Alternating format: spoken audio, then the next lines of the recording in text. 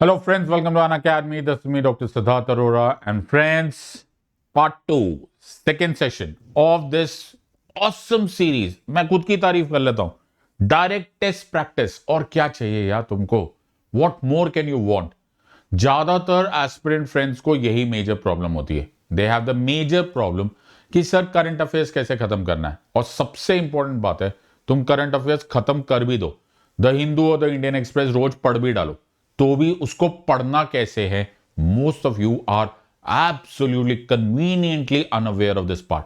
तुम जैसे मर्जी उसको फैक्ट्स के फॉर्म में याद करने लग जाते हो, रटने लग जाते हो. No, there is a method to utilise these current affairs. उस करंट अफेयर से रिलेटेड तुम्हारे पास क्या स्टैटिक पोर्शन है, क्या सिलेबस में पूछा जाएगा, that is what the entire name of the game is. ज्यादातर एस्पिरेंट फ्रेंड्स को ये आता ही नहीं. वो बेचारे स्ट्रगल ही करते रहते. मुझे कई बार ये सवाल पूछते रहते, अरे सर बताओ 2 साल का पढ़ना है, 3 साल का करंट अफेयर पढ़ना है, 1 साल का पढ़ना है, आधे साल का पढ़ना है. अरे बाबा, पढ़ना कैसे है, that is the name of the game. So this is a YouTube series in which मैं तुम्हारे लिए सारे के सारे करंट अफेयर्स ले आऊंगा, टारगेटिंग यूपीएससी सीएससी 2023. तो 2022-2021 से रिलेटेड जितने भी करंट अफेयर्स होंगे सब कुछ मैं खत्म कर डालूंगा. अपार्ट फ्रॉम दैट, ना मैं सिर्फ उसके फैक्ट्स बताऊंगा, मैं तुम्हें उससे रिलेटेड स्टैटिक पोर्शन भी पढ़ा दूंगा. ऑल्सो मैं उससे रिलेटेड तुम्हारे मल्टीपल चॉइस क्वेश्चंस भी कर दूंगा. और क्या चाहते हो तुम? अगर तुम इसका भी फायदा नहीं उठाओगे, तुम बहुत ही सैड सिचुएशन में हो, because nothing like this compares anywhere on YouTube. So I am going to do for you complete preparation of your entire preparation related to current affair. Presidential election second session है. So we have already done the first session in which we had done mercy petition, power of clemency, और बहुत ही detail में किया था. जिन लोगों ने वो video miss किया, इंश्योर कि वो वीडियो दोबारा वॉच कर लो, अच्छे से सारे के सारे फैक्ट समझ लो. ऑल्सो मेक श्योर कि उससे रिलेटेड मल्टीपल चॉइस क्वेश्चंस भी कर लेना. सो यही मैं तुम्हें हमेशा बोलता हूं कि वी एट अन अकेडमी, हमारा एकमात्र प्लान है to help you give yourself a realistic chance of cracking this exam. So आज का सेशन प्रेसिडेंशियल इलेक्शन एक्सप्लेन. तो करंट अफेयर्स ऑब्वियसली उससे रिलेटेड है, और ये इसीलिए तुम्हारे लिए बड़ा काम में आएगा, बिकॉज ज्यादातर एस्पिरेंट फ्रेंड्स समझ ही नहीं सकते कि करना क्या होता है. एक न्यूज आई, हमें मालूम है श्रीमती द्रौपदी मुर्मू जी हमारे देश की प्रेसिडेंट इलेक्ट हुई हैं, लेकिन उस प्रेसिडेंशियल इलेक्शन से आपका पूरा एस्पेक्ट है क्या? How do you relate the entire topic connected to this entire event? ये है इसका पूरा का पूरा खेल. तो let us today start with the news. The news is presidential election. हम उससे रिलेटेड पढ़ेंगे क्या क्या स्टैटिक पोर्शन पूछा जा सकता है, और उससे रिलेटेड मल्टीपल चॉइस क्वेश्चन करेंगे. तो तुम्हारे जो बहुत सारे दुख है, जैसे इस भाई साहब के दुख हो रहे हैं, तुम नोटिस करो, तो ये बेचारे दुखी रहते हैं. ज्यादातर एस्पिरेंट फ्रेंड्स कंफ्यूज रहते हैं, और यूपीएससी एस्पिरेंट्स के लिए सबसे मेजर जो दुख है वो कंफ्यूजन है. पढ़ाई तो तुम सब लोग करते ही हो, हार्ड वर्क तो तुम कर ही रहे हो, लेकिन कैसे पढ़ना है is the name of the game. So we will try and do this. Alright, so सबसे पहले कुछ अनाउंसमेंट्स मेरे बारे में. So I am doctor Siddharth Arora. Unacademy में मुझे मेरे कोड सेड लाइव के नाम से जाना जाता है, SIDLIVE. ये मेरा रेफरल कोड आपने यूटिलाइज करना है जब भी आप कोई भी प्लस क्लास का सब्सक्रिप्शन लीजिए, कोई भी आइकॉनिक सब्सक्रिप्शन, या फिर for that matter optional subscription लेंगे. मैं PSIR ऑप्शनल भी टीच करता हूं on the Unacademy platform. So this is my Telegram channel. इस टेलीग्राम चैनल पर प्लीज कॉन्टैक्ट कर लीजिए. मुझे जो कुछ भी शेयर करना होता है, कोई मेजर अनाउंसमेंट्स हो रही होती है, कुछ नया न्यूज आ रही होती है with relationship to your exam, supreme court की कोई जजमेंट, पार्लियामेंट का कोई लॉ, कोई इंटरनेशनल डोमेन में कोई event, I always do it on this platform. Also अगर तुम्हारे पास इस टाइम मोबाइल कैमरा है तो इस कोड को स्कैन कर लीजिए, और इसको कोड को स्कैन करते भी तुम मेरे टेलीग्राम चैनल पर पहुंच जाओगे. तो इसी वीडियो को पॉज करके इस कोड को स्कैन करके भी तुम मेरे टेलीग्राम चैनल पर पहुंच सकते हो. So we are on Unacademy, the largest online learning platform in India with the best of the best educators. सारे सब्जेक्ट्स के prelims, mains, optional, everything is covered, even till interview. Unacademy आपका last day तक साथ देगा. बहुत सारे नए नए कोर्सेज आ रहे हैं, और अगर आपने कोड यूज किया SIDLIVE सिडलाइव, तो चाहे तुम 36 मंथ, 24 मंथ, 18 मंथ, 12 मंथ का कोर्स लोगे, you will get an immediate huge discount. सोचो कि मैं YouTube के प्लेटफॉर्म पे तुम्हारे लिए इतना हार्ड वर्क कर सकता हूं, इतनी शिद्दत से तुम्हारे लिए ऐसे कोर्सेज ला सकता हूं, तो सोचो जब प्लस क्लासेस में 1-to-1 तुम मुझसे पढ़ोगे तुम्हें कितना एडवांटेज होगा। Don't miss this opportunity. Unacademy gives you host of opportunities, host of advantages जो शायद आपको किसी और प्लेटफॉर्म पे इस प्राइस पे नहीं मिलेगा। Also there are multiple new courses जो लॉन्च हुए, फॉर एग्जाम्पल आरम बैच लॉन्च हुआ है targeting UPSC CSC 2024।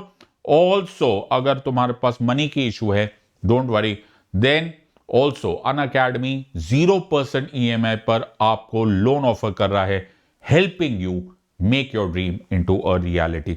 So many courses and this is a huge achievement. और अगर आप 21 जनवरी से पहले ये सब्सक्रिप्शन लेते हो तो आपको अनबिलीवेबल ऑफर है, ऑप्शनल सब्सक्रिप्शन फ्री मिल जाएगा। Can you believe this part? This is huge opportunity. आपने सिर्फ कोड यूज करना है SIDLIVE SIDLIVE and huge offer is awaiting for all of you. So आज है हमारा टॉपिक नंबर 2। टॉपिक नंबर 1 हमने कर लिया है, Shrimati Draupadi Murmu elected the president of India. Vital current affairs है for prelims UPSC CSC 2023। I hope इतना बहुत सब लोगों को समझ में आ ही रहा है कि जब प्रेसिडेंट साहब के या साहिबा के इलेक्शन हुआ है इस साल, तो automatically it becomes a very relevant topic for the coming civil service examination. UPSC की एग्जाम को कभी भी प्रेडिक्ट करने की मत सोचना, कभी भी ये गलती कभी मत करना, लेकिन थोड़ा सा रीजनेबल अंडरस्टैंडिंग तो किया ही जा सकता है। यूपीएससी सिविल सर्विसेज एग्जामिनेशन है, तुम आईएएस आईपीएस आईआरएस ऑफिसर्स बनने वाले हो and so on and so forth, तुम्हें पता ही होना चाहिए। अब देश में हेड ऑफ द स्टेट का इलेक्शन हुआ है, automatically it becomes a very relevant topic for this year of elections और rather this year of civil service examination. और वैसे ही जैसे जैसे इलेक्शन ईयर होता है, 2024 का इलेक्शन ईयर होगा, ऑटोमेटिकली वो 2024 में बहुत रेलेवेंट हो जाएगा। आपको इलेक्शन कमीशन ऑफ इंडिया से उम्मीद तो यही है कि वहां से क्वेश्चन ज्यादा आएंगे। ऐसे इवेंट्स को आपको थोड़ा बहुत रडार पे रखना बड़ा जरूरी है, लेकिन पढ़ना कैसे है सर? पढ़ना कैसे? ओके, ज्यादातर लोग सिर्फ रटा के चले जाते हैं। इनफैक्ट मैं बहुत सारे एस्पिरेंट्स को जानता हूं जो सारे के सारे प्रेसिडेंट्स के नाम रटते चले जाते हैं, उनके टर्म भी रटते चले जाते हैं। अरे बाबा, एक सीक्वेंशियल ऑर्डर को पढ़ने को और फैक्ट्स को पढ़ने को और कॉन्सेप्ट के साथ पढ़ने में जमीन आसमान का फर्क है। So let me explain this to you.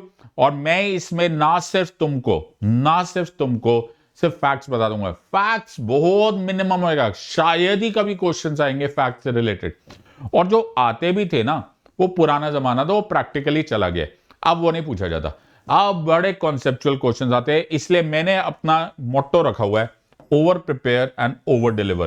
Plus classes में मैं ओवर प्रिपेयर करवाता हूं, और बहुत सारे लोग एस्पिरेंट्स बोलते हैं अरे सर ऊपर से पढ़ लेंगे। ऊपर से पढ़ोगे ना तुम फॉर्म ही भरते रहोगे जिंदगी भर, ऐसा कुछ भी नहीं होने वाला। You have to over prepare so that कोई भी क्वेश्चन आए, अगर तुम्हें वो मेमोराइज नहीं भी हो तो भी तुम डिराइव कर सको। इसलिए मेरा एम है over prepare and over deliver. This is what I teach on my plus classes, और वही मैं आज स्टार्ट करूंगा। न्यूज देखते हैं, वाइटल करंट अफेयर्स। ये है हमारा सेकेंड सेशन। फर्स्ट सेशन हमने कर लिया है, वो वीडियो देख लेना और समझो यहाँ पे। अब जो न्यूज है वो है Shrimati Draupadi Murmu elected the president of India. Okay, तो ये है Draupadi Murmu set to be elected first tribal women president of India, और ये है। लेकिन हमारा जो स्टैटिक टॉपिक है वो है प्रेसिडेंशियल इलेक्शन इन इंडिया। अब देखो कनेक्शन समझ में आ रहा है, न्यूज है और वो न्यूज से रिलेटेड तुम्हारा सिलेबस में क्या लिखा हुआ है। तुम्हारे सिलेबस में लिखा हुआ है प्रेसिडेंशियल इलेक्शन ऑफ इंडिया, और उसी को हम लोग पढ़ेंगे। तो हमने ऑब्वियसली न्यूज है presidential election schedule to be announce today and so on and so forth. अब तुम लोगों को तुमने ये पढ़ लिया और तुमने हेडलाइंस भी देख ली, द हिंदू भी देख लिया, इंडियन एक्सप्रेस भी देख लिया, ये भी कुछ हद तक तो हो ही गया। हाँ सर, लेकिन सर इससे होगा क्या? पढ़ना क्या है हमको? हाँ सर, मेजर दुख के कारण तो ये है। हाँ सर, ये देखो रो रहे बेचारे। ओके सर, क्या क्या याद करें, कितने रोज एक न्यूज आइटम आता है, रोज कुछ ना कुछ हेडलाइंस, रोज कोई ना कोई एडिटोरियल, पढ़ना कैसे? डोंट वरी यार, अरे रोना बंद करो यार, मैं समझाता हूं। So we will connect several topics to this part. सबसे पहले प्रोसेस ऑफ प्रेसिडेंशियल इलेक्शन, तो आराम से पढ़ेंगे, जल्दबाजी नहीं करेंगे, और try and understand this part. So इसके लिए मैं तो अपना ग्रीन बोर्ड लेकर आया हूं। वेरी गुड, तो ये है अनअकैडमी इंटरनेशनल का ग्रीन बोर्ड।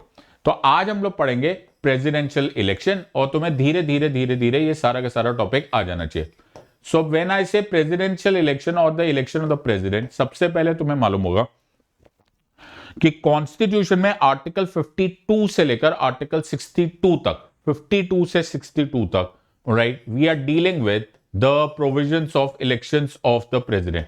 तो और रादर प्रेसिडेंट इलेक्शन तो बीच में आ जाता है। 52 से 62 से तक सब कुछ अबाउट द प्रेसिडेंट दिया हुआ है। सबसे इंपॉर्टेंट वर्ड, जो प्रेसिडेंट का ऑफिस है वो हमारे देश में एक मैंडेटरी ऑफिस है, इसलिए 52 में लिखा हुआ है article 52, there shall be a president of India. मैंने क्या वर्ड यूज किया? There shall be a president of India. Okay, तो ये एक मैंडेटरी ऑफिस है, इसको आप ये नहीं बोल सकते कि जी इस साल प्रेसिडेंट है ही नहीं, या फिर थोड़े समय के लिए प्रेसिडेंट है ही नहीं। हमारे पास हमेशा प्रेसिडेंट होंगे, और कभी कभी प्रेसिडेंट ना हुए तो भी चिंता मत करना, तब एक्टिंग प्रेसिडेंट होंगे। तो अगर किसी वजह से, कैजुअल वैकेंसी बोलते हैं जिसको, किसी वजह से ऑफिस वेकेंट हो गया, ओके, जैसे डेथ ऑफ द प्रेसिडेंट, भगवान ना करे रेजिग्नेशन, ओके, या फिर अगर कभी पार्लियामेंट्री प्रोसेस हो और इंपीचमेंट हो, ओके, जो कि आज तक भगवान की दया से देश में नहीं हुई है, ऑलराइट, तो भी हमारे पास प्रेसिडेंट होंगे, लेकिन वो होंगे acting president of India. Acting president of India article 65 के अनुसार वाइस प्रेसिडेंट ऑफ इंडिया होते। तो vice president of India will act as the acting president. वाह, मैंने क्या अच्छा लाइन लिखा, act as the acting president. अरे बाबा, एक्टिंग प्रेसिडेंट होंगे। Okay, so vice president of India will be the acting president.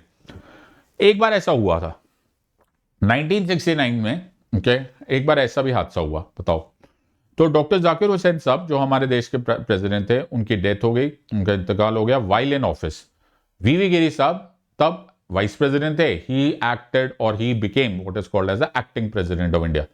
और फिर कांग्रेस का स्प्लिट हो गया था, ओके, और फिर वीवी गिरी साहब प्रेसिडेंशियल इलेक्शन करने के लिए उन्होंने रिजाइन कर दिया from the position of the president, and that is why एक अजीबोगरीब स्थिति होगी। दैट अजीबोगरीब स्थिति ये थी कि प्रेसिडेंट साहब है नहीं, और जो एक्टिंग प्रेसिडेंट साहब था उन्होंने भी रिजाइन कर दिया। तो उस केस में ऐसा एक ही बार हुआ इस देश में कि chief justice of India justice Mohammad Hidayatullah साहब बने in between July and August, if I am not wrong, 1969, the acting president of India. तो इसमें दूसरा स्कोप भी याद रखना कि अगर प्रेसिडेंट साहब की कैजुअल वैकेंसी हो गई फॉर वट एवर रीजन, तो एक्टिंग प्रेसिडेंट वाइस प्रेसिडेंट है, और अगर वो बाई चांस वो भी ना हो तो the chief justice of India will act as the acting president.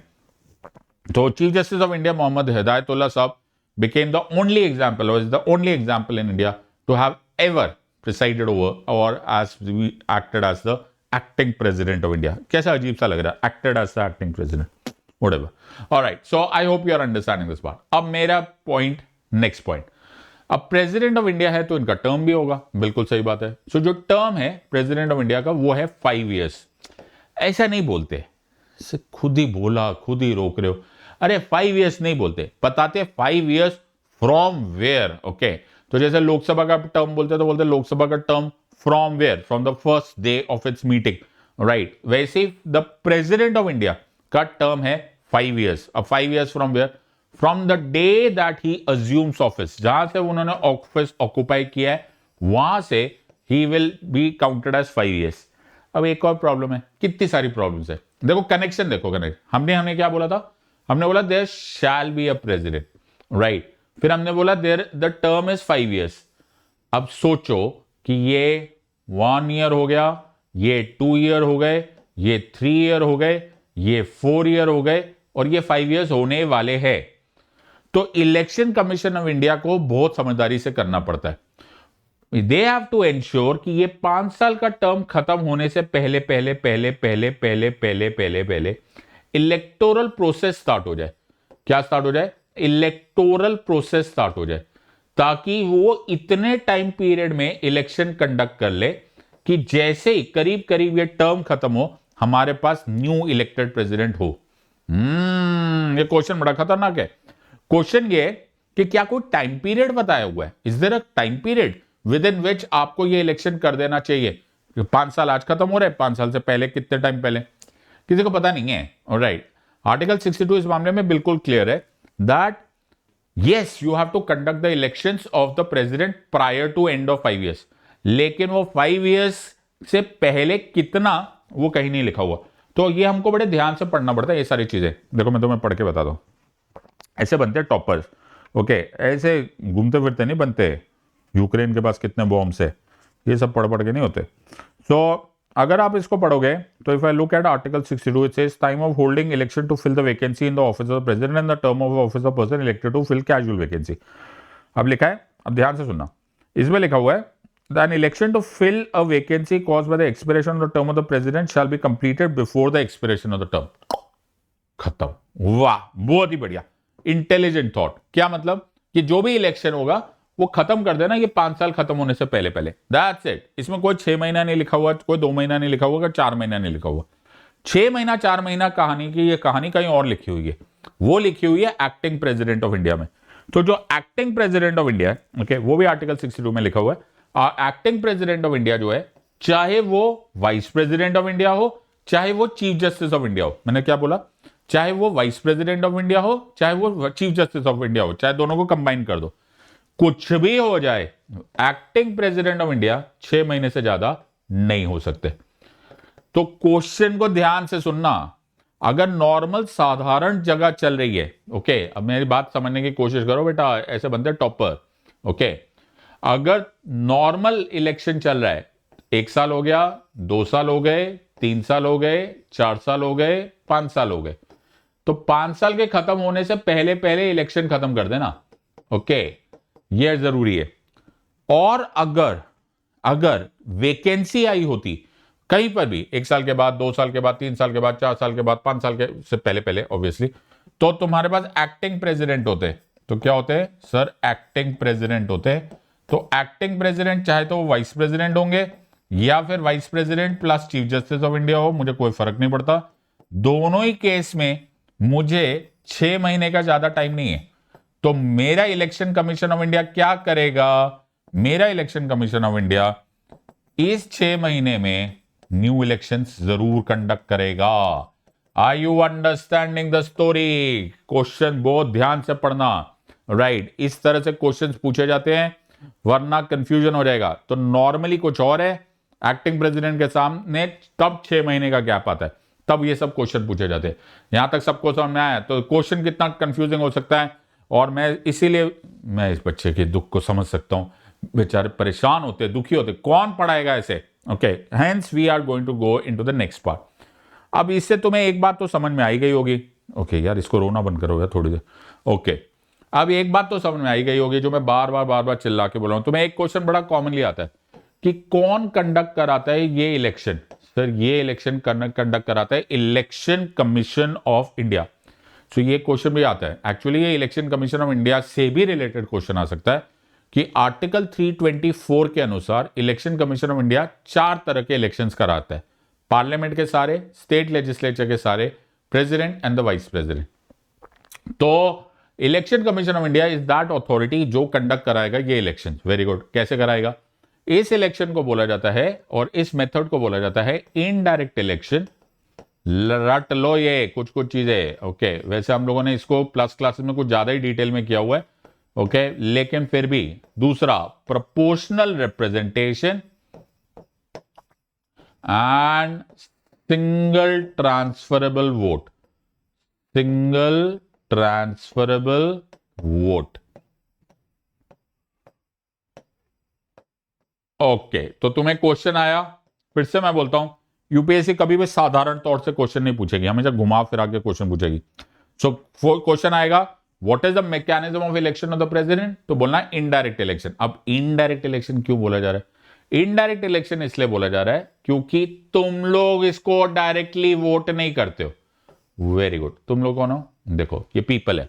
People do not vote for the presidential election directly. तुमने कभी वोटिंग में पार्टिसिपेट किया कभी प्रेसिडेंशियल इलेक्शन में? नो। लेकिन तुम्हारे इलेक्टेड रिप्रेजेंटेटिव्स इसमें पार्टिसिपेट करते हैं। मैंने कीवर्ड क्या बोल दिया?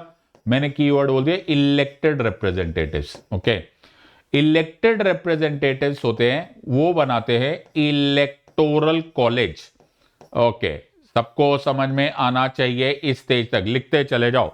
सो मेरे पास पॉइंट है कि हम लोग है, इलेक्शन कमीशन ऑफ इंडिया इसको सुपरवाइज करेगा। Election commission of India appoint will conduct method by indirect election, proportional representation, single transferable vote. Indirect election का मतलब होता है कि people are not voting, direct election नहीं है, तो कौन बनाएगा, कौन वोटिंग करेगा? Electoral college. इलेक्टोरल कॉलेज किससे बना होता है? इलेक्टोरल कॉलेज में होते हैं इलेक्टेड रिप्रेजेंटेटिव्स। अब इलेक्टेड रिप्रेजेंटेटिव्स तुम्हारे कहां कहां हो सकते हैं?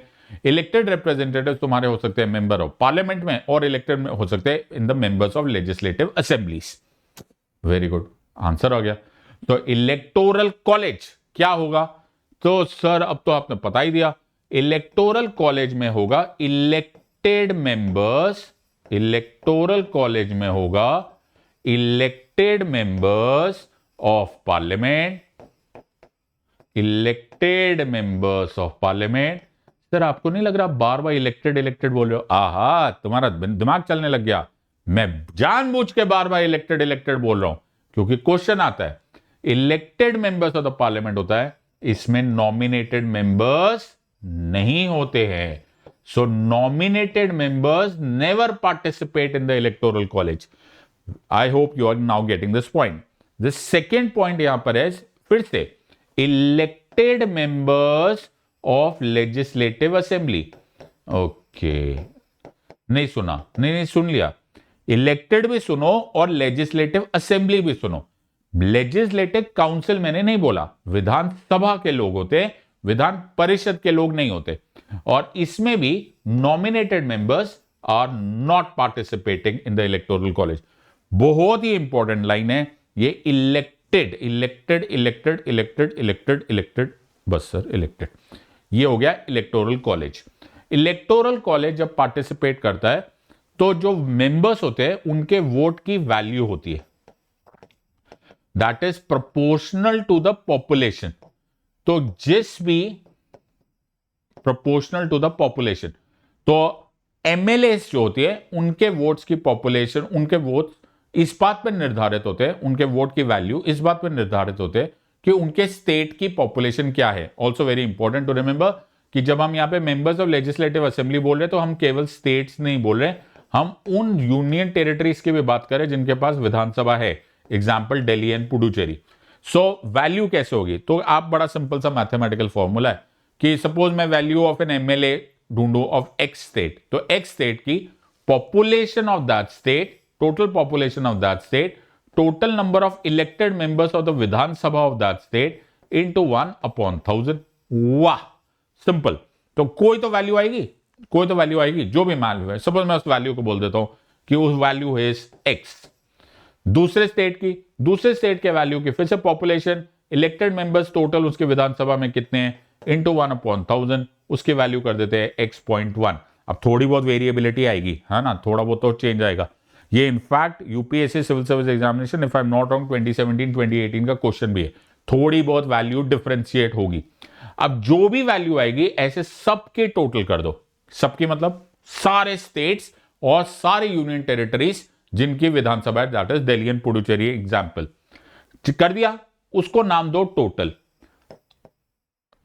Now that total of all value of all MLAs of the entire country, जो 4000 से ऊपर MLAs होंगे, उनको टोटल करो और डिवाइड करो by total number of elected members of parliament. Very good. जो भी वैल्यू आएगी, मान के चलो y, तो हर मेंबर ऑफ पार्लियामेंट की वैल्यू होगी y। इसमें 1/1000 मत करना। अब इससे क्या हो गया? इससे क्वेश्चन बड़ा खतरनाक हो गया। एक बार जब प्रीवियस ईयर क्वेश्चन देखो, देखो मैंने कितने प्यार से तुम्हें समझा दिया। तो जो वैल्यू ऑफ एमएलएज है, okay, of X state as compare to the Y state, थोड़ा बहुत चेंज होगा, लेकिन सारे मेंबर्स ऑफ पार्लियामेंट की, सारे मेंबर्स ऑफ पार्लियामेंट की एक ही वैल्यू होगी, बिकॉज उसके लिए फॉर्मूला एक ही है। सो जो वाई होगा, चाहे वो लोकसभा हो चाहे वो राज्यसभा के मेंबर्स हो, उन सब की वैल्यू सेम होगी। ऐसे करते हैं सब्जेक्ट को एब्सोल्युटली पक्का। और ये if I am not wrong, एक बार प्रीवियस ईयर क्वेश्चन देख लेना, यूपीएससी सिविल सर्विस एग्जामिनेशन 2017-2018 में ये क्वेश्चन आया हुआ है। Very good. सो ये हो गया हमारा इलेक्टोरल कॉलेज। और एक और है, उसको बोलते हैं सिंगल ट्रांसफरेबल वोट। अब मैं सिंगल ट्रांसफरेबल वोट यहां पे दिखा तो नहीं सकता, लेकिन मैं तुम्हें इतना बता सकता हूं कि ये single transferable vote system is not about choosing and rejecting. अब जैसे तुम लोग वोटिंग करने जाते हो, तो जब वोट करने जाते हो तो तुम एक को चूज करते हो, बाकी सबको रिजेक्ट कर देते हो। हाँ बिल्कुल, लेकिन सिंगल ट्रांसफरेबल वोट सिस्टम में तुम ये नहीं करते। सिंगल ट्रांसफरेबल वोट सिस्टम में तुम वोटिंग करते टाइम प्रेफरेंस देते हो, ये मेरा कैंडिडेट फर्स्ट प्रेफरेंस है, ये मेरा सेकंड प्रेफरेंस है, and so on and so fourth. तो यहां पर सिंगल ट्रांसफरेबल वोट है। जो सबसे मजेदार और इंटरेस्टिंग कॉन्सेप्ट है with relationship to the presidential election, वो ये है कि यहां पर मिनिमम वोट रिक्वायरमेंट होती है। मतलब आमतौर पे जब हम लोग वोटिंग कर रहे होते हैं, तो सपोज मैं इलेक्शन में लड़ूं, ओए होए मैं इलेक्शन लड़ रहा हूं, वेरी गुड, नॉर्मल लोकसभा का चुनाव, विधानसभा का चुनाव, तो मुझे मिले 10 वोट्स, काफी मिल गए, और मेरे बाजू वाले को मिले 9 वोट्स, ओहो, उसके बाजू वाले को मिले 8 वोट्स, ऑलराइट। तो वोट्स सबके बड़े बुरे हाल है, ओके, लेकिन whoever wins the maximum number of votes वो जीत जाएगा, हुएवर विंस, ऑलराइट। जिसके भी मैक्सिमम वोट्स आए, कोई बेयर लिमिट नहीं है। स्क्रीनिंग होता है ना, जैसे तुम्हारे प्रीलिम्स में कट ऑफ आता है, ऐसा कट ऑफ नहीं है, ओके भैया, जिसके फर्स्ट आया वो जीता। मैंने क्या बोला? जिसका फर्स्ट आया वो जीता। इस मेथड को बोलते हैं first pass the post system. तो यहां पे क्या है? First pass the post system. तो मान के चलो इसको कि आपके पास 10 वोटर्स है, और एक के 4 वोट्स आए, एक के 3 वोट्स आए, एक के 2 वोट्स आए, एक का 1 वोट आए। भैया बहुत ही बुरा हाल चल रहा है, सबका ही बड़ा बुरा हाल है। अरे बाबा बुरा है ना, कोई बात नहीं, जिसका सबसे कम बुरा हाल है उसको जिता दो। The one who has got maximum votes, that is called first pass the post system. जितने लोकसभा के चुनाव होते हैं, विधानसभा के चुनाव होते हैं, उन सब में आपको first pass the post system दिखता है। लेकिन सर ये तो बड़ा बुरा हाल है, ओके, इसमें तो इसके 50% मार्क्स भी नहीं आए, मतलब 50% लोगों को भी भरोसा नहीं है। ऐसा है यार, first pass the post system में हमें कोई बेयर मिनिमम की या मिनिमम कोटा की जरूरत ही नहीं पड़ती। प्रेसिडेंट साहब के इलेक्शन में जरूरत पड़ती है। तो इसमें पूछते हैं कि अगर प्रेसिडेंट साहब का कोटा का ये देखेंगे, तो प्रेसिडेंशियल इलेक्शन में टोटल नंबर ऑफ वोट्स कितने हैं डिवाइडेड बाय प्रेसिडेंट कितने बनने वाले, सब प्रेसिडेंट तो एक ही बनेंगे, +1+1। तो इन अदर वर्ड्स, अगर मैं यही फॉर्मूला प्रेसिडेंट साहब के इलेक्शन में कर दूं, तो ये हो जाएगा 10/2 + 1, इन अदर वर्ड्स 6। मिनिमम, बात सुनो, इधर उधर की बात ना करो, मिनिमम तुम्हें जो वोट्स चाहिए वो चाहिए 6। So you must get quota. ऐसे हम क्या वर्ड यूज करते हैं? You have achieved quota. ये कुछ अलग अलग तरीके हैं प्रेसिडेंशियल इलेक्शन के। अगर प्रेसिडेंशियल इलेक्शन एक head of the state electorate, do you understand, the first citizen of India, the formal head, the nominal head of this country, अगर उनके इलेक्शन के लिए हम लोग first pass the post system देखेंगे, तो I think this is not a very enough method, because इसमें actually इसमें कोई मिनिमम कट ऑफ नहीं है। क्योंकि इसको ध्यान से देखो, ये जो 4 वोट्स है, ये 4 वो है जिनको चूज किया गया, लेकिन 3, 2, 1, 6 ऐसे लोग हैं जिन्होंने इनको रिजेक्ट किया है। इसको कोई नहीं देख रहा। हाँ, तो इन अ वे ये इलेक्टोरल प्रोसेस फ्लॉड है, ओके, बिकॉज इसमें जो चूज किए गए वो तो ठीक लग रहे, लेकिन जो रिजेक्ट हुआ वो क्या?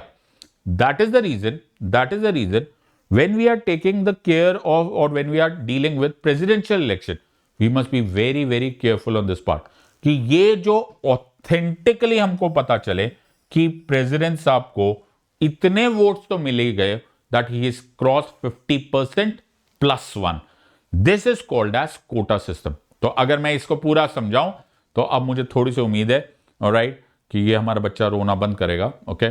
तो अब हमने क्या किया? सबसे पहले, okay, full recap, election commission of India election announce करेंगे, और वो देखो न्यूज में भी था, कहां था, मैं दिखाता हूं, ये देखो, presidential election schedule to be announce today, okay. अब तुम्हें तो दिख नहीं रहा होगा, छोटा छोटा लिखा हुआ है, ओके, लेकिन इसमें लिखा हुआ है that the term of President Ramnath Kovind ends on July 25 and according to Article 62 of the Constitution, the next president has to be elected by then. वाह, बताओ, एकदम मैंने यही बात बताई कि तुम्हारे को टाइम लिमिट नहीं बताया गया, तुम्हें सिर्फ ये बोला गया कि उस टर्म को खत्म होने से पहले पहले तुम्हारा इलेक्शन हो जाना चाहिए. Very good.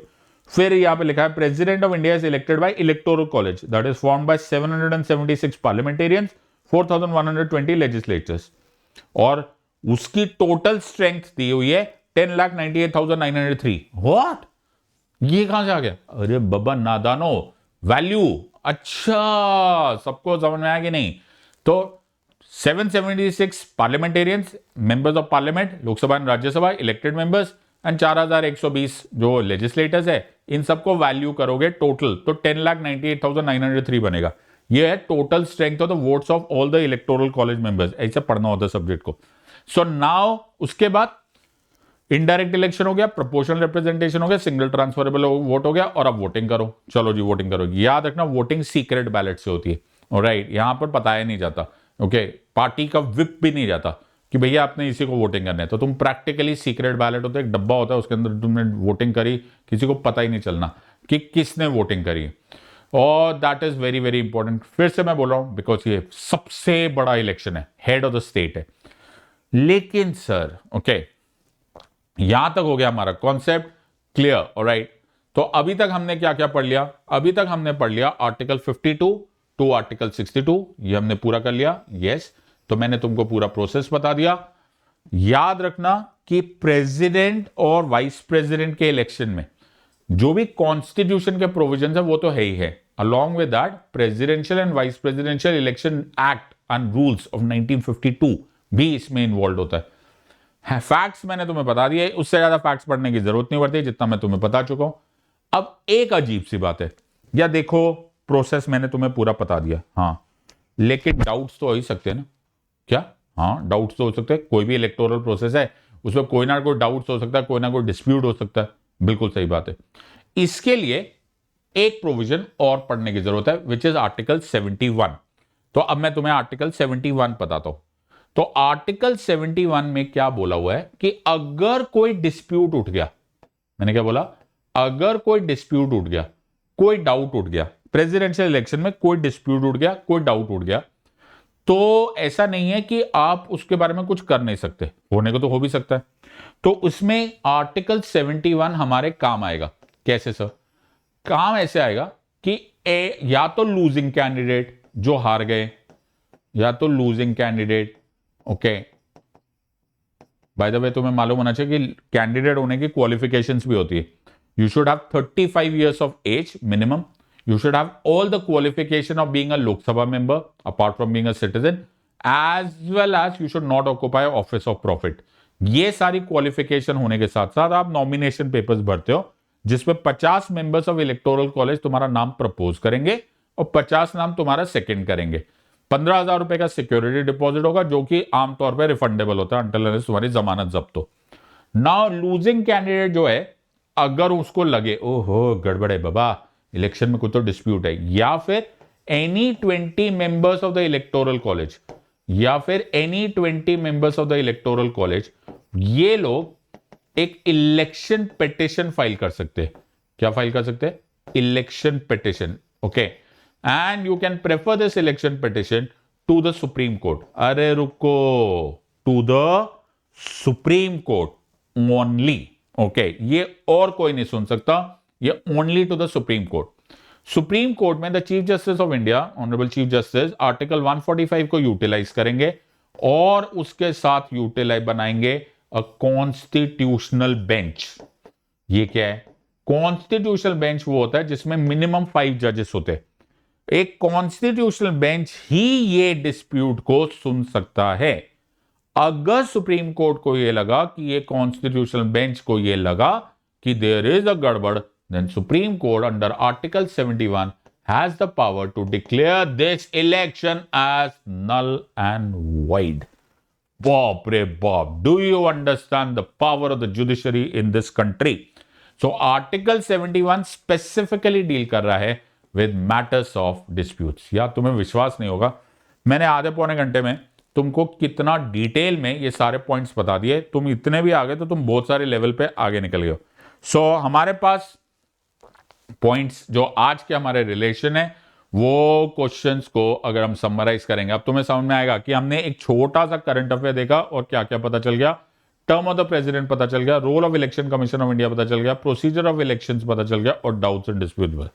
ओला, तो तुम सोच सकते हो कि यूट्यूब पे जहां पे प्रैक्टिकली जीरो इंटरैक्शन है, जहां पर मैं एक ही साइड से बोले जा रहा हूं, मोनोलॉग बोल रहा हूं, मुझे ये भी नहीं समझ में आ रहा कि तुम्हें कितना समझ में आएगा और तुम्हारे में क्या रिस्पॉन्स है। इमेजिन जब हम इंटरैक्टिव सेशंस करते हैं प्लस क्लासेस में, तो कितना डिटेल में ये पढ़ा जा सकता है। But I hope this has been very very helpful to all of you and you will take full advantage of all of this. लेकिन इसका कतई मतलब ये नहीं है कि तुम मेरी तारीफ ना करो।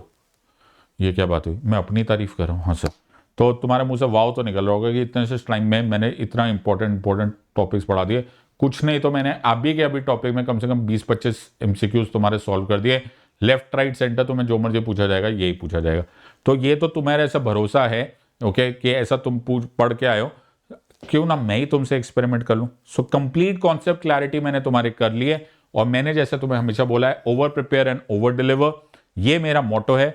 मैं तुम्हारे लिए बहुत मेहनत कर रहा हूं, बड़ी शिद्दत से मैंने तुम्हारे लिए ये सारे के सारे कोर्सेज लाए। बड़ा हार्डवर्क लगता है, बड़ा टाइम लगता है। मेक श्योर कि आप इसको लाइक शेयर एंड सब्सक्राइब कीजिए और इसको प्लीज फैलाइए। I be very very happy to deal with this part. इसका कतई मतलब ये नहीं कि आज की क्लास खत्म हो गई है, इसका मतलब है कि तुम्हारे एमसीक्यू स्टार्ट हो गए हैं। आज का पहला question, what is the usual term of the president of India? ये क्या होता है सर यूजुअल? यूजुअल ये ऐसा मतलब ऐसा पूछा जाता है।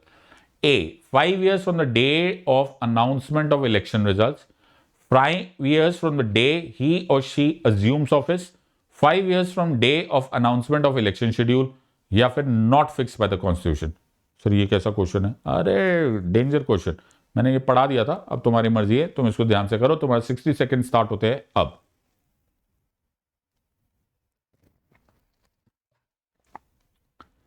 ये ऐसे क्वेश्चन कभी नहीं आता, मैं सिर्फ समझाने के लिए बोल रहा हूं। ओके, तो you have to relate to this part. आपको आमतौर पे ऐसे क्वेश्चंस कभी भी नहीं आते, आपको घुमा फिरा के यूपीएससी में क्वेश्चन पूछते हैं, लेकिन फैक्चुअली ये तुमको मालूम हो जाना चाहिए। What is the usual term of the president of India? तुम्हारा टाइम स्टार्ट हो चुका है, अभी तुम्हारे पास 45 सेकेंड्स बाकी है। फटाफट आंसर करो, कमेंट सेक्शन में आंसर करो या फिर आंसर करो अपनी नोटबुक में, मुझे कोई फर्क नहीं पड़ता, लेकिन करो। 30 seconds to go.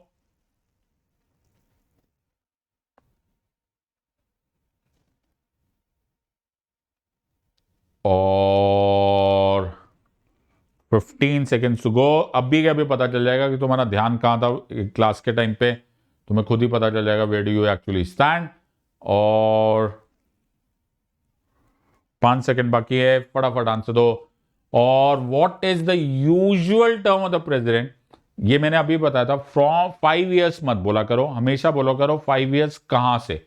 From the day that ही और शी अज्यूम्स ऑफिस और ही और शी ऑक्यूपाइज ऑफिस, जो मर्जी वर्ड यूज किया जाएगा, वहां से 5 साल स्टार्ट होते हैं। और ये यूजुअल टर्म है। यूजुअल इसलिए क्योंकि हम ये मान के चल रहे कि सब कुछ नॉर्मल है, कोई डेथ नहीं, कोई रेजिग्नेशन नहीं, कोई ऐसी सिचुएशन नहीं हुई है जिसमें प्रेसिडेंट साहब का टर्म पहले 5 साल से पहले खत्म हो गया, यानी कि कैजुअल वैकेंसी हो गई। सो ये वर्ड्स को जरा ध्यान से करना। अगला क्वेश्चन, तैयार हो जाओ, रेडी, और जरा बढ़ चढ़ के पार्टिसिपेट करो, तुम्हें खुद को पता चल जाएगा where do you actually stand. Who amongst the following administers the oath to the president of India? Okay, शपथ कौन दिलाते हैं? Who amongst the following administers the oath to the president of India? A vice president of India, B chief justice of India, C speaker of the Lok Sabha, D the outgoing president, यानी कि जो पहले president थे। वैसे उनको outgoing नहीं, incumbent president बोलते हैं, बट फिर भी तुम्हें इसको याद कराने के लिए मैंने सिंपल वर्ड्स यूज किए। Who amongst the following administers? और तुम्हारा टाइम स्टार्ट हो रहा है अब। 60 सेकेंड्स है तुम्हारे पास, दिमाग लगाओ और आंसर दो।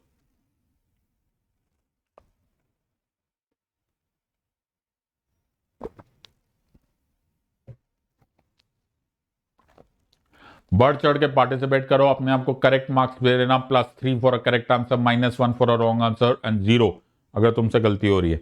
दिमाग का संपूर्ण प्रयोग करो। Who amongst the following administers the oath to the president of India, vice president of India, chief justice of India, speaker of the Lok Sabha या फिर द आउटगोइंग प्रेसिडेंट? क्वेश्चन में दम है। अभी है तुम्हारे पास 20 सेकेंड, फटाफट आंसर दो। और अगर तुम रिकॉर्डेड भी वीडियो देख रहे होंगे तो भी चिंता मत करना, make sure that you participate completely.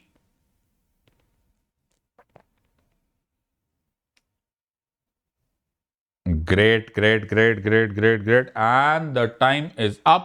Of course, it is the Chief Justice of India. अब इसमें एक पॉइंट और हो सकता है।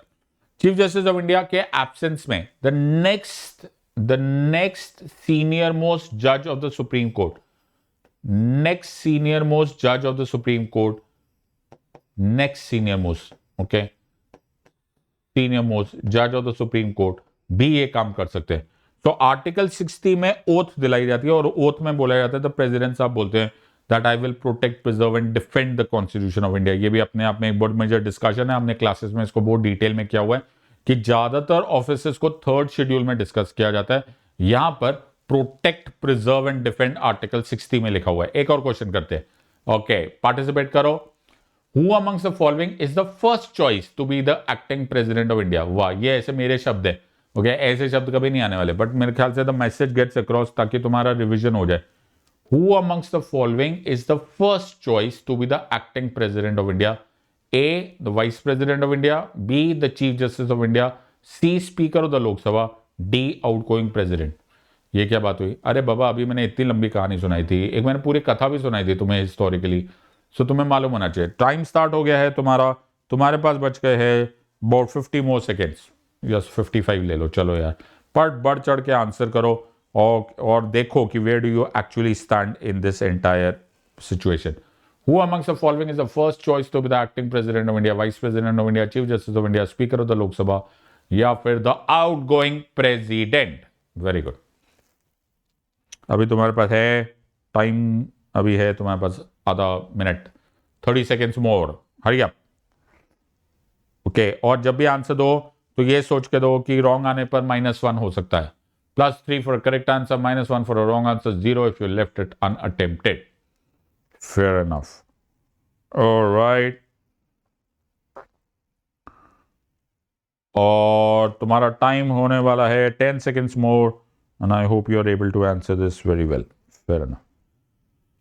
Go for it. And the answer of course is the Vice President of India. ये फर्स्ट चॉइस है। First choice मतलब ऐसा वर्ड्स नहीं यूज किया जाता, बट फिर भी आर्टिकल 65 के अनुसार पहली बार अगर एक्टिंग प्रेसिडेंट की जरूरत पड़ती है तो वाइस प्रेसिडेंट ऑफ इंडिया को बोला जाता है।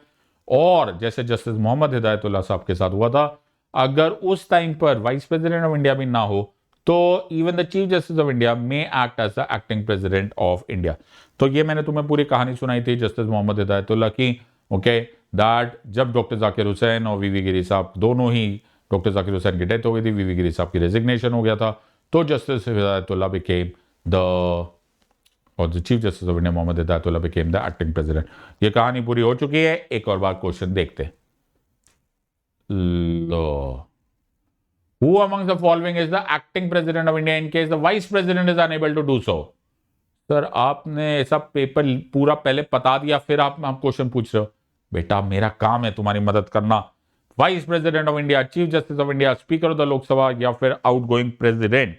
तुम्हारे पास है 1 minute to answer this question. Hurry up, फटाफट कमेंट करो और नोट्स बनाते चले जाओ। ऐसा मौका तुमको कभी नहीं मिलेगा, राइट? ऐसे कहीं नहीं पढ़ाया जाता है, यूट्यूब पर ऐसा कहीं भी नहीं हो रहा है। At least take the opportunity. इससे पहले कि तुम प्लस क्लासेस ज्वाइन करो, यहीं पर ही तुम्हें बहुत सारे कम से कम वार्म अप सेशंस हो जाएंगे। फिर जब तुम प्लस क्लासेस में आओगे तुम्हारी और भी स्ट्रॉन्ग प्रिपरेशन हो जाएगी। Who amongst the following is the acting president of India in case the vice president is unable to do so?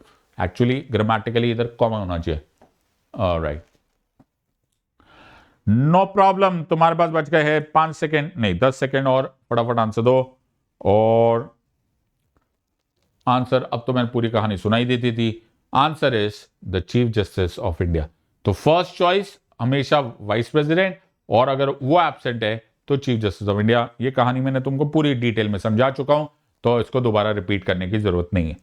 Low sir, अब तो तुम आंसर ऐसे चिल्ला के दे दोगे। Who amongst the following is the only chief justice of India to have served as the acting president of India? Chief justice Hidayatullah, chief justice Y Chandrachud, chief justice P N Bhagwati, या फिर नन ऑफ द अबव? इसके लिए भी मेरे को तुम्हें 1 minute देना पड़ेगा क्या? ना ना ना, इसके लिए मैं तुम्हें 30 सेकंड दूंगा, क्योंकि मैंने तुम्हें पूरा बता दिया। इतने बार मैं बता चुका हूं कि अब तुमसे गलती होने चाहिए नहीं है। Who amongst the following is the only Chief Justice of India to have served as the acting President of India? Chief Justice Hidayatullah, Chief Justice Y.V. Chandrachud, Chief Justice P.N. Bhagwati. तुम्हारे पास बच गए हैं 15 सेकेंड और 15 seconds more।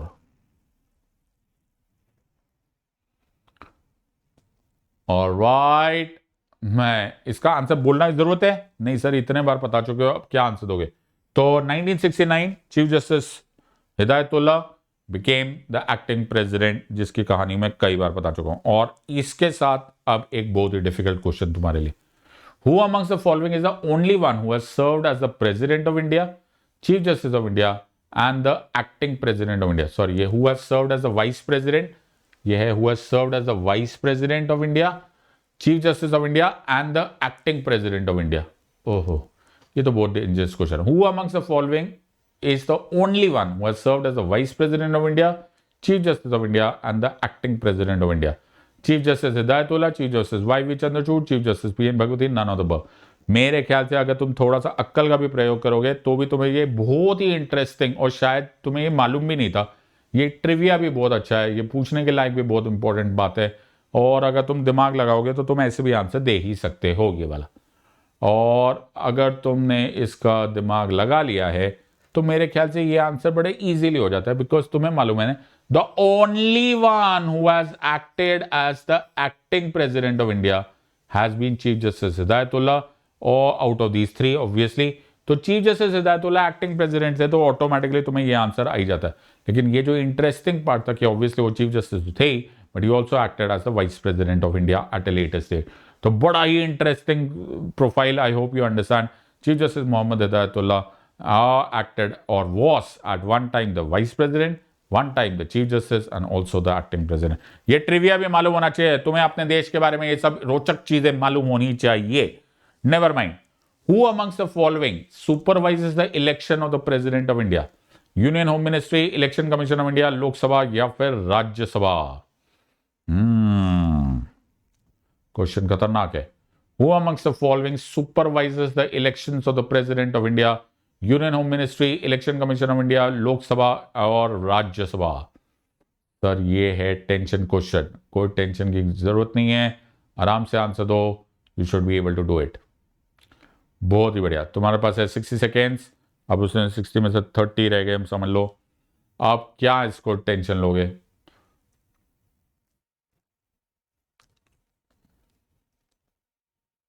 बहुत ही बढ़िया, और your time is up. तो मेरे ख्याल से हमने इसको चिल्ला चिल्ला के इतने बार पढ़ लिया है कि election commission of India supervises the elections of the president of India. Electoral college वो बनाते हैं, नोटिफिकेशन भी वही निकालते हैं, शेड्यूल भी वही निकालते हैं। इनफैक्ट आज की हेडलाइंस भी वही थी, हाँ, जिस सबने स्टार्ट किया था। Next question. Who amongst the following constitutes the electoral college to conduct the election of the president of India? अब देखो, एक ही क्वेश्चन को अलग अलग ट्विस्ट से पूछा जा सकता है। Once you know the entire thing, then अब तुम्हारे लिए बहुत सिंपल सा क्वेश्चन हो गया। तो मुझे नहीं लगता इसके लिए मुझे तुम्हें 60 सेकंड देने की जरूरत है, बट अब तुम्हें समझ में आ गया कि क्वेश्चन को इधर से घुमाओ, उधर से घुमाओ। अगर तुम्हें तुम्हारे फैक्ट्स आते हैं तो you know the answer. Answer is election commission of India. So इस तरह से आपको क्वेश्चन को समझना पड़ता है।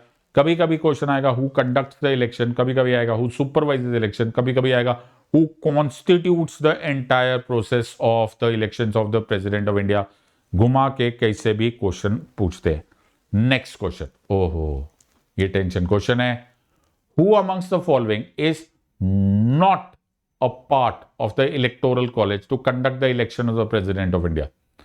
Elected member of the Lok Sabha, elected members of the Rajya Sabha, elected member of the State Legislative Assembly, elected member of the State Legislative Council। Sir ये तो टेंशन क्वेश्चन है ना? बहुत टेंशन। तुम्हें 1 मिनट है पूरा, 60 seconds.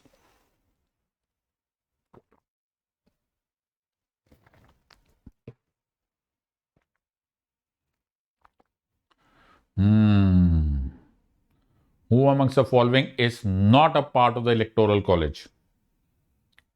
मुझे tension question हो गया सर. घबराओ मत, आराम से आंसर दो, सोच समझ के आंसर दो. ओके, ये गलत किया, इसका मतलब है तुमने आज की क्लास भी अटेंड नहीं की है, तो you should be far faster than normal. All right, तुम्हारे पास अब बचे हैं about 30 seconds to answer this question.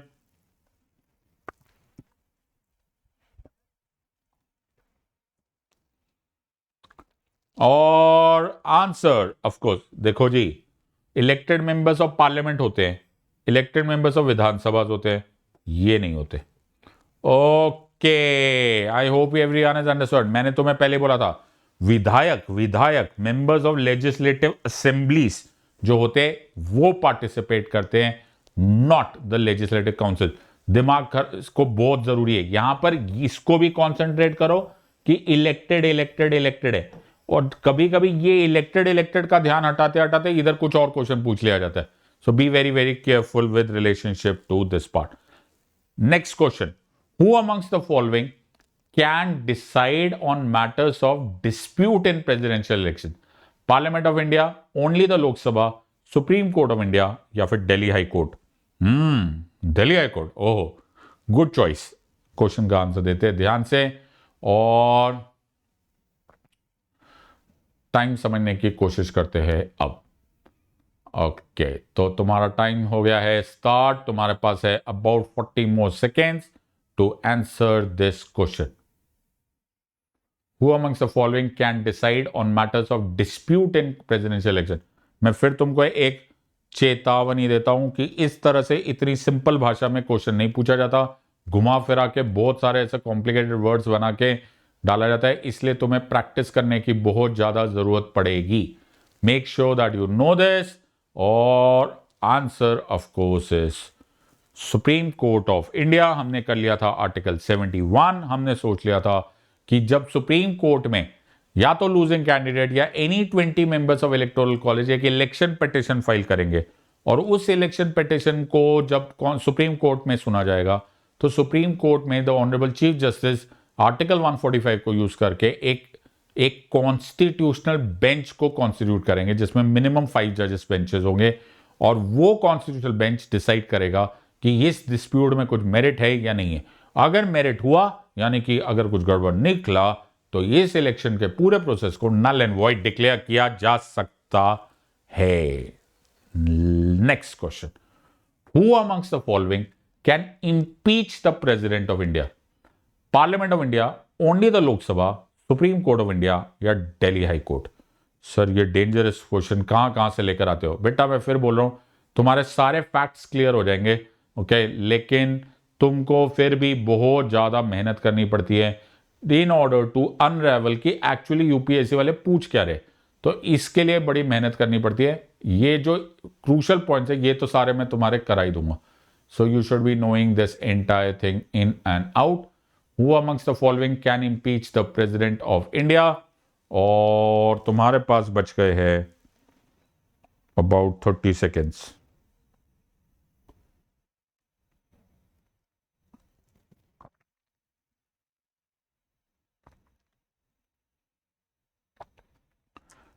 And the time is up. Answer is Parliament of India. तो यहां पर सिर्फ लोकसभा नहीं है, यहां पे Lok Sabha as well as Rajya Sabha है. बट मजेदार बात है, ओनली द पार्लियामेंट है, nobody else can do it. तो in this limited period of time ही मैंने आपको कितने सारे पॉइंट्स बता दिया. I hope you are enjoying this. I hope you are taking the full advantage of it. अब तुम खुद ही सोच सकते हो कि प्लस क्लासेस में आने के बाद कितना इंटरैक्टिव और कितना डिटेल डिस्कशन हो सकता है. I leave the decision to you. You are a wise gang of students. You can take a wise decision on your own career. अगर आपको ये वीडियो सीरीज पसंद आई है, आप सोच सकते हो इसके पीछे कितनी मेहनत जाती है, कितनी शिद्दत जाती है, कितना टाइम गया. Please make sure that you like, share and subscribe to this video series and spread the word. I'll be very very happy hearing from you. I'll be very very happy looking at your comments. जो अच्छी बात है वो लिख देना, बुरी बात है अपने मन तक रखना. ओके, कोई बुरी बात बोलना ही मत. Alright, और make sure that everyone gets to know. Make this entire series a big, astounding, successful series. I'll be very very happy on this part. Also, one more reminder that Unacademy आपको last day तक साथ देगा. Don't miss on this opportunity. Use the code SIDLIVE, SIDLIVE, and I'll be very, very happy to welcome you to my team SIDLIVE. I will see you as soon as possible in the next part of the series. इसी तरह से हम current affairs continue करेंगे. In the words of Unacademy, let's crack it. Until next time, God bless, thank you, and Jai Hind.